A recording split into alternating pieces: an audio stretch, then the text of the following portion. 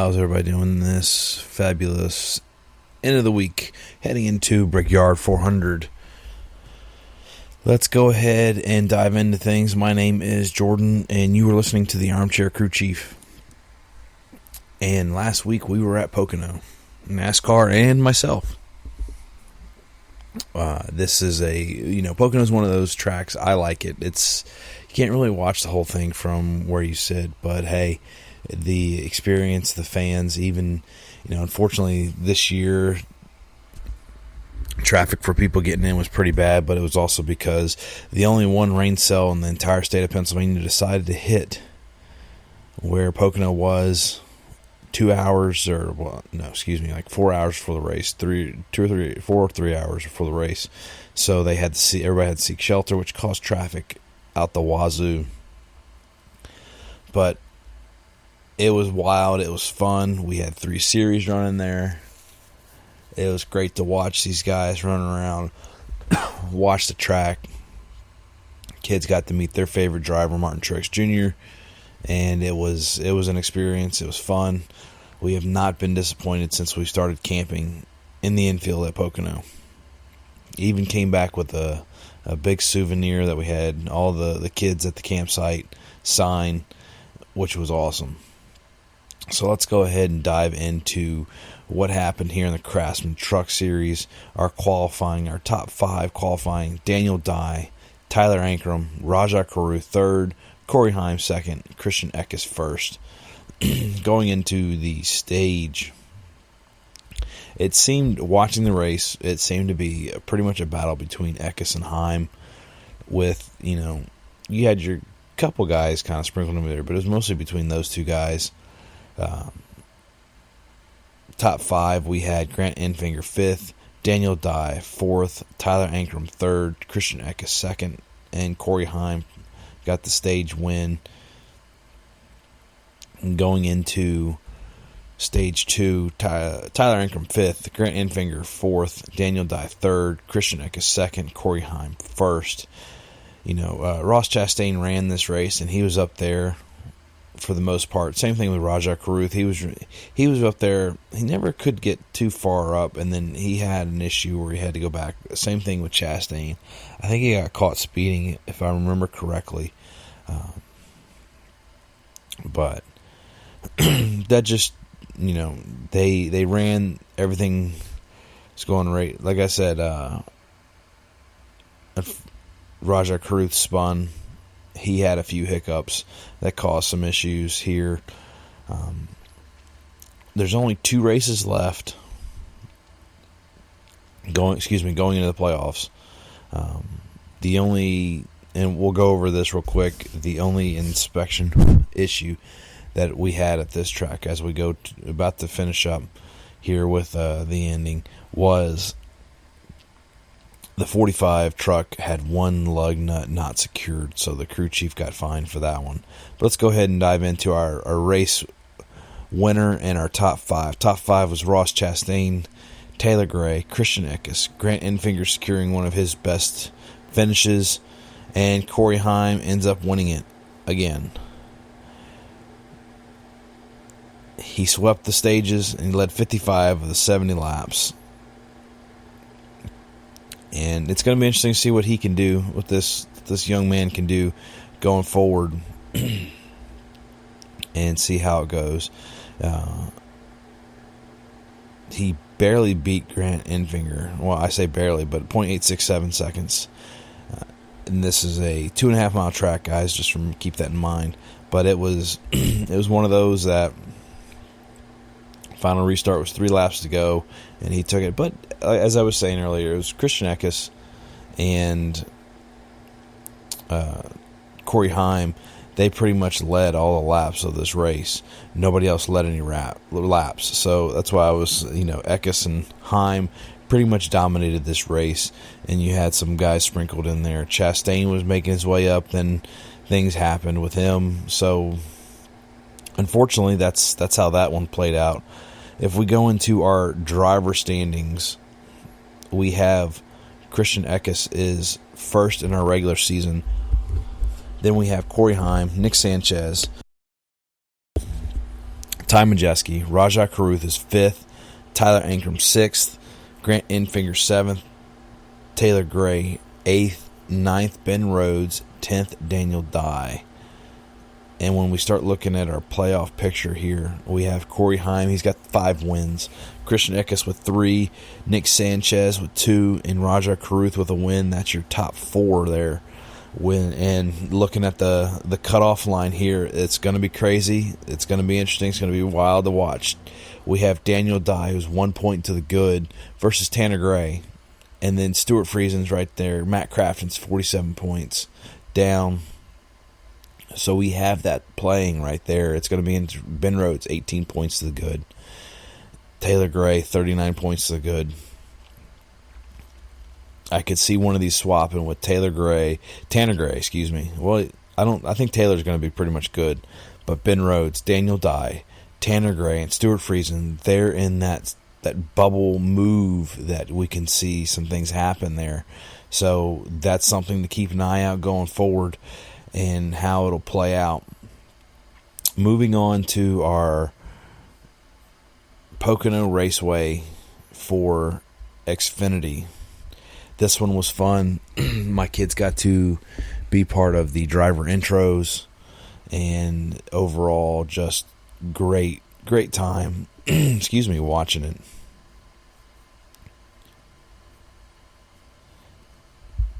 And for some reason, my information doesn't want to pop up.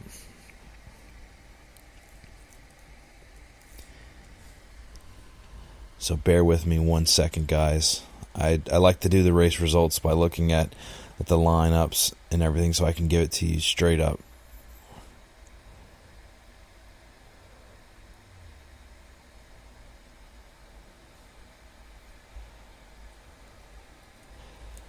It was also fun on Saturday. We got to go around, as I said, meet Martin Truex Jr.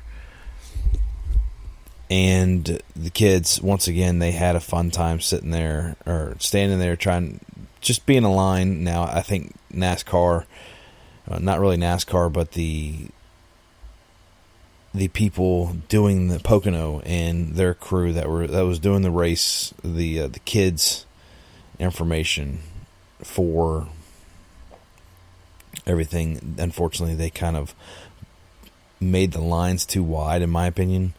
So the kids couldn't really, like the drivers were sitting there that wanted to, high five all the kids and whatnot, and they couldn't do it because they were so wide. They would pick one side and maybe pick another side.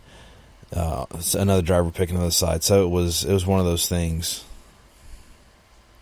that made it interesting there, but it was fun. The kids had a great time, and let's go ahead and dive into our Xfinity here. So,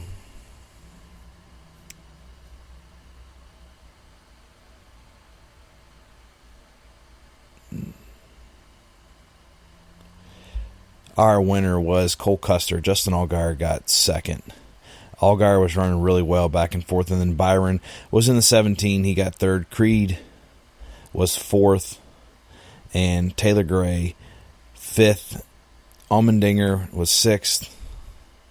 It was a race to watch, good race to watch. We had some hiccups back and forth. It was one of those that, I don't know. It was just fun to watch from our vantage point. It was a little frustrating because we're not a big William Byron fan to watch him go through.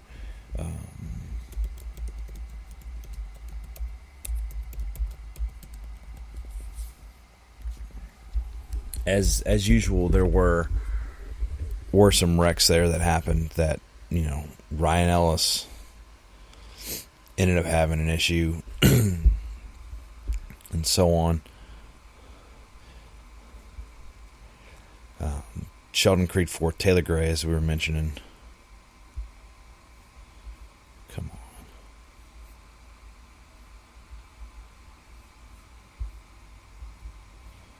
Nobody wants to give me the race results, so I can give you a little bit better. The Cole Custer Allgaier was running really well, just watching it, and then Byron marched his way up forward because with qualifying got rained out, so they had to start based on points. So you had some of these guys that were just standing in the back.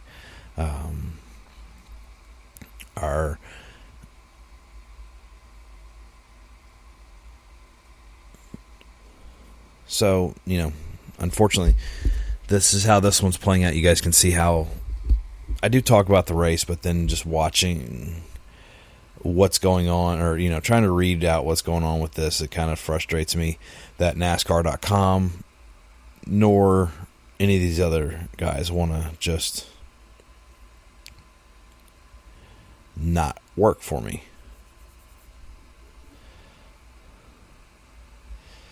But yeah, there were some good battles. I mean, honestly,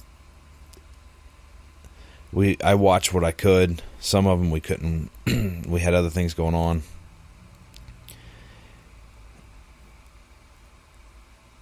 And Custer gets his first victory of the season going forward. Stage 1 winner was Allgaier. Custer second. You know who really surprised me?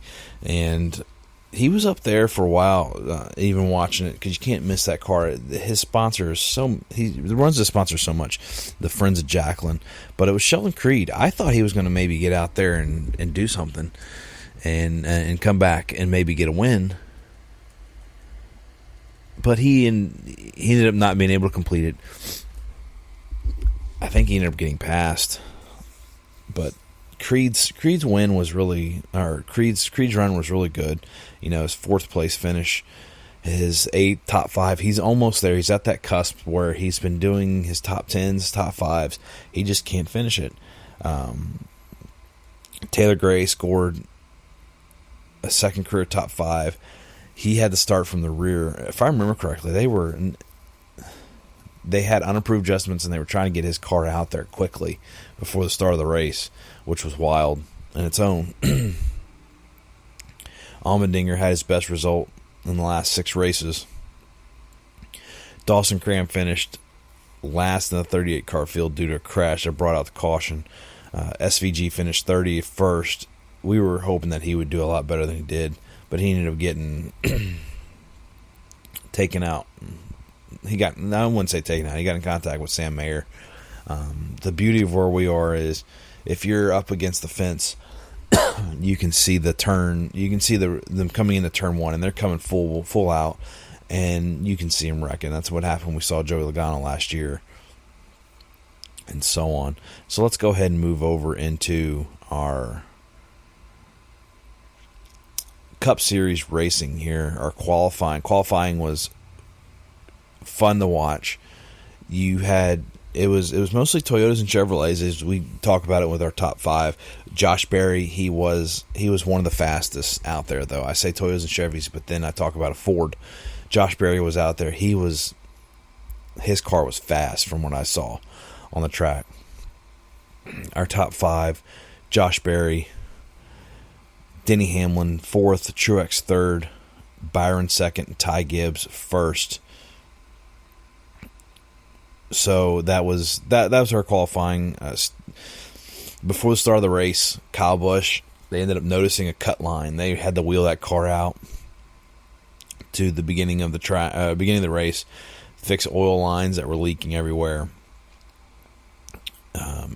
Stage 1 ends. We had Truex get stage 1 finish. Denny Hamlin was 2nd, Reddick 3rd, Byron 4th, Chase Elliott 5th. Elliott marched his way up there. He had a really strong car. Going into stage 2, Denny Hamlin got that stage win. Elliott 2nd, Keselowski 3rd, Byron 4th, Eric Jones 5th. And it got frustrating as a Martin Truex Jr. fan because he ended up finishing further back. Mostly because of pitting, but then also some stuff happened with that. Going through towards the end of the race, we did have some good leaders. Truex, Hamlin led, Logano led a few laps, Keselowski led 20 laps. He was out there running it, and it seemed like they wouldn't get too far ahead, but they would get ahead and being able to run. Buescher led some laps. He was looking good, looking strong throughout this. Larson seemed to have some issues.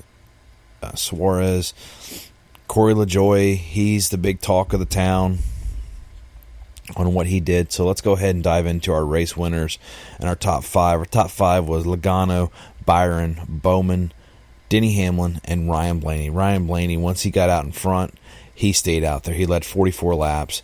He was running. His car was strong. Same thing I thought about Josh Berry.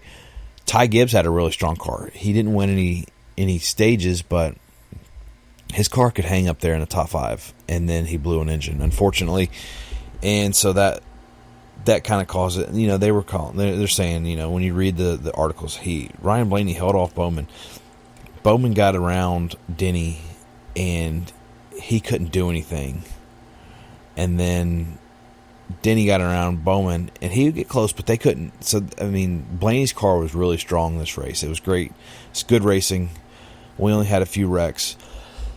And that's where I want to go into here. Corey LaJoie had his big shining moment where everybody thinks he needs to just quit and he's not a good driver. Yet we don't talk about Austin Dillon and some of these other guys that have punted people. We're going to go look and complain about Corey LaJoie because he's in a smaller team. And I think that's pretty stupid in my opinion. With that is we turn a blind eye when it comes to Austin Dillon punting somebody. Chase Elliott took somebody out. He actually got called out for doing it on purpose to Denny. And Corey LaJoie, whether it was a missed shift or what, So the incident that happened was going into turn one. They went out 4 or 5 wide. LaJoie was coming in, then he started coming up, and he ended up taking out Kyle Busch and a lot of these other guys. Everybody wants LaJoie to be suspended, fined, whatever, for the incident. I watched it. It's hard for me to tell what happened, so I'm going to be unbiased here. But at the same point, I want to call out all these NASCAR people that complain about LaJoie being crappy and he stinks, and we're still watching, Austin Dillon, Austin Cindric, all these guys. And to be honest, if you ask me, the only reason why these guys have wins and LaJoie doesn't is because of the equipment. And you go back into history, which people don't want to look into, where LaJoie was running and hanging with Elliott, Bubba Wallace, Blaney, all these guys in their younger careers, and he just took a different career path. His dad's got a seat-making business he still works at. People, I don't know if they realize that or if they want to ignore that stuff. Then they go after Corey. So, yeah, I'm going to stick up for Corey for a little bit. Yeah, what he could have done was boneheaded, sure. I'm not going to take that away. But I want to stick up for Corey when people are like, oh, he can't race, he's trash. Yet we still watch Austin Cindric, Austin Dillon, these guys run and, run trash. They run mediocre and so on. Austin Dillon hasn't done anything in the 3 car except for whenever he's won because of rain, punted Corey LaJoie, and done stuff like that. Come on. And one racer that I want to point out that's been pretty big is Justin Haley. I tell you what, that dude has surprised me. Yeah. He took a Rick Ware car and he runs consistently up in the top parts of the track. So, yeah, kudos to you, Justin. I will eat my words on that one. I thought you were going, as probably a lot of other people did, going to end your career at Rick Ware, and you're showing that you can drive whatever. So good for you, man. Let's go ahead and recap real quick our playoff pictures. We did it for the Truck Series. Let's go ahead and look at Xfinity Series here. Our regular season, we had Cole Custer first, Justin Allgaier, Chandler Smith, Austin Hill, AJ Allmendinger fifth. If we go into our playoff picture, so these playoffs, the cutoff line is our 12 spot. We have 12 drivers going in the first line. So number 1 in playoffs is SVG with 3 wins. I hold those with a grain of salt, unfortunately for him. I really want him to do well, but those are road course wins. Moving forward, Chandler Smith, Austin Hill, Sam Mayer, that's your top 4, and it's because they have multiple wins. We go down and look at our cut line here. 12th, we have Parker Kligerman at 36 points is good. Sammy Smith below that line. Ryan Sieg there. That'd be awesome to see Sieg get up there. Sheldon Creed's floating there at 11th. I mean, that's almost like a Truex thing. Ryan Truex is 8th. I don't think he makes the playoffs because of or he's eligible for the playoffs, to be honest with you.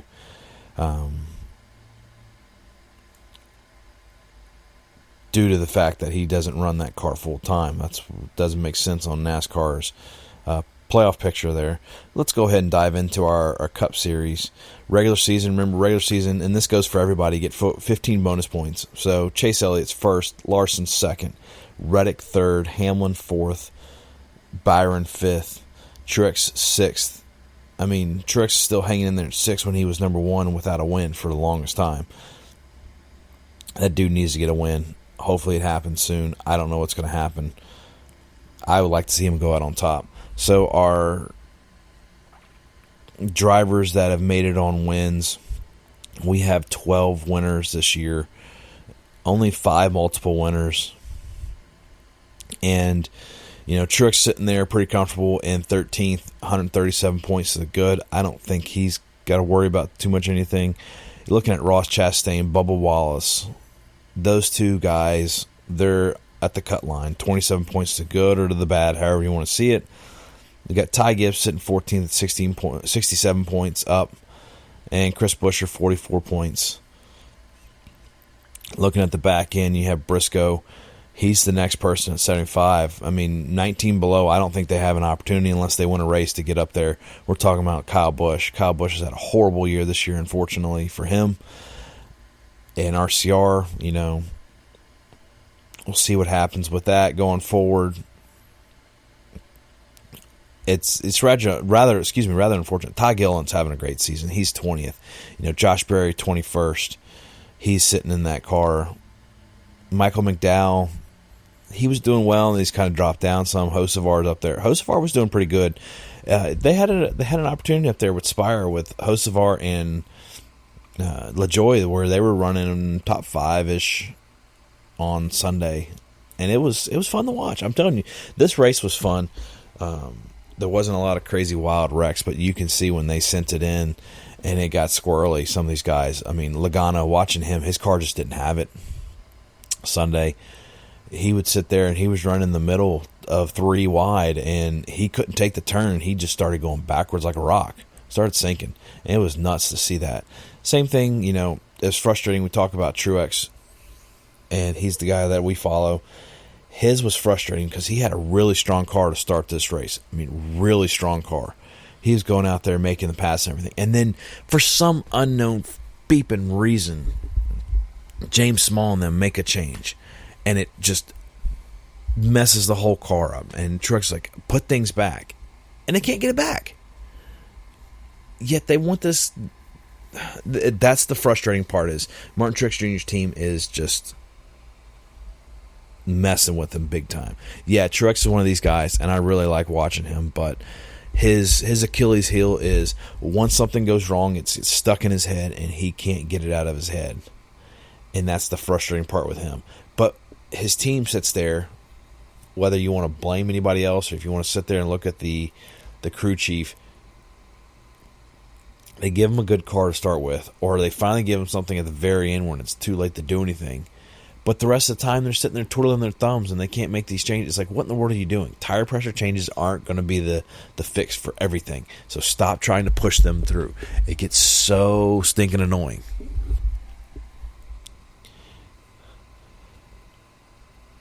Moving on, we are going to Indianapolis. Finally, we're running the Brickyard. Finally.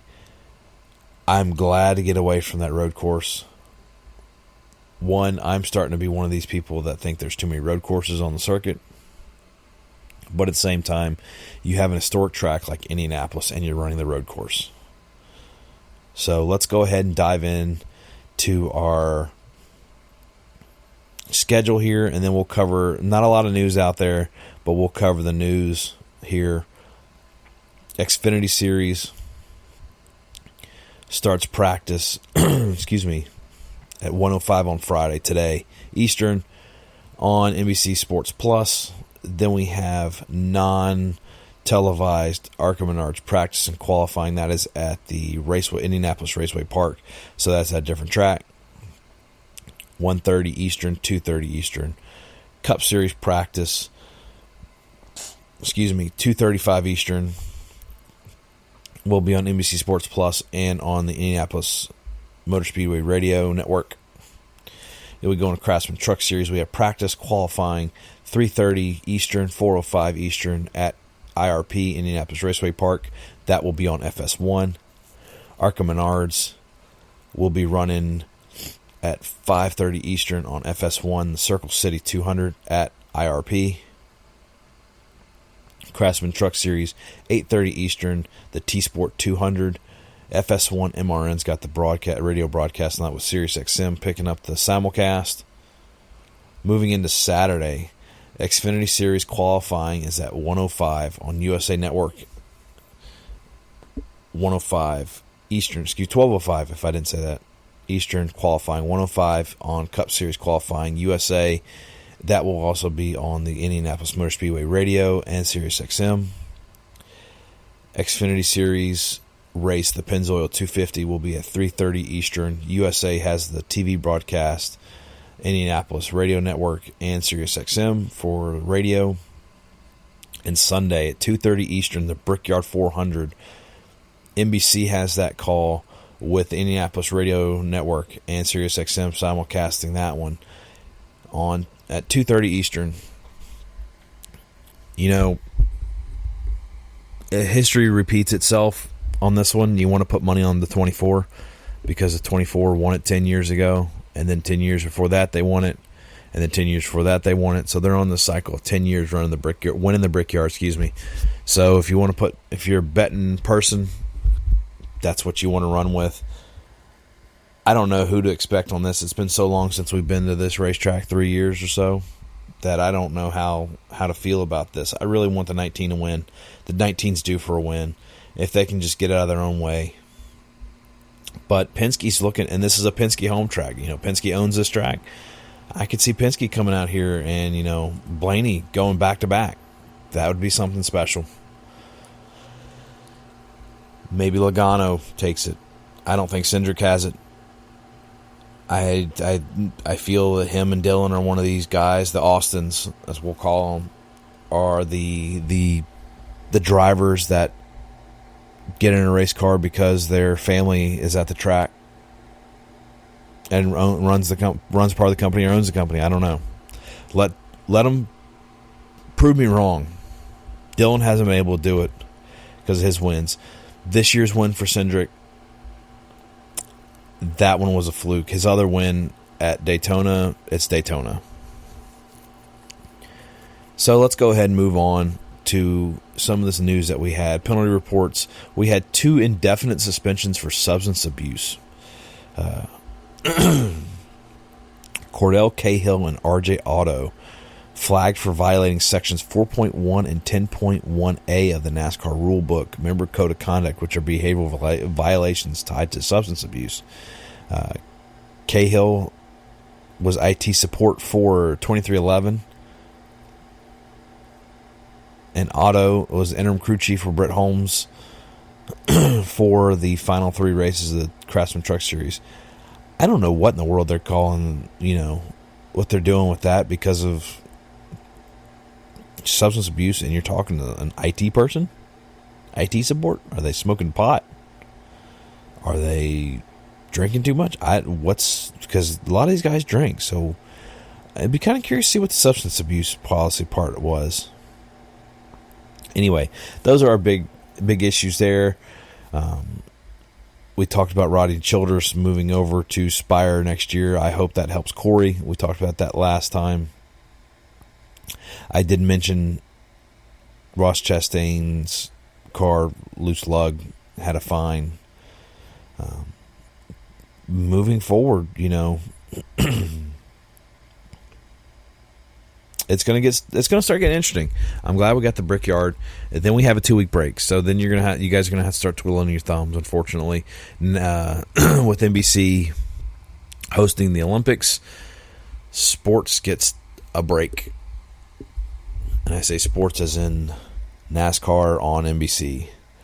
So we'll see what happens there. Rick Hendrick's going to be pacing the field at the Brickyard 400. I don't know why we're doing that. I guess maybe for Hendrick 40th. Who knows? But we have some good racing that's going to come. Hopefully we can get some good racing towards the end on the Brickyard to cap off our little break here. Excuse me.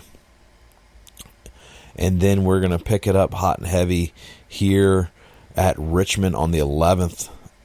That's one of the tracks that I want to go to. Well, unfortunately, won't happen this year. Then we go into Michigan and Daytona. Daytona, we have that night race on the 24th of August. 18th of August is Michigan. So those are our next 3 races after the Brickyard. Let's see if Penske can, win at their home track. And the only reason I call it home is because Penske owns it. Let's see what can happen there, and we'll move forward. So, guys, we'll catch back up at the end next week for this race, and then we'll be taking our break to go along with the Olympic break for NASCAR, and we'll catch you guys on the end. I hope you guys have a great weekend, and talk to you next week.